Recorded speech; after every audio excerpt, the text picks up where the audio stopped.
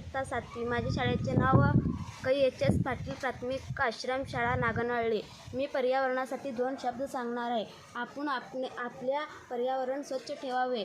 ते मैदानात ते कचरा पडते ते कचराकुंडीत टाकावे. आणि 1ली-2रीचे मुलं असतात त्यांना सांगावे की कचराकुंडीत टाकावे, कुठं पण मैदानात ते टाकायचं नाही. आणि आम्ही मैदानात झाडं लावावे. झाडाच्यामुळे हवा येऊन आमचं शरीर पण तंदुरुस्त राहतो. आणि झाडांना पाणी घालायचं, झाडांचं संरक्षण करावे. धन्यवाद.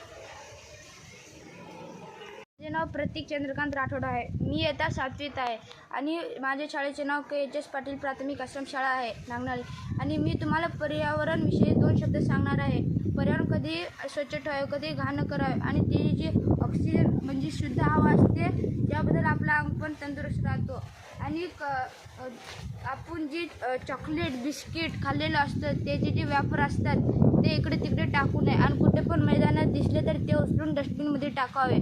आणि जे 1ली-2रीचे मुलं असतात ते चॉकलेट बिस्किट खाऊन त्याचे जे व्यापर असतात ते टाकतात. आणि त्यांना समजून सांगावे की हे व्यापर्स आहेत ते डस्टबिनमध्ये टाकावे, इकडे तिकडे टाकावे नाही.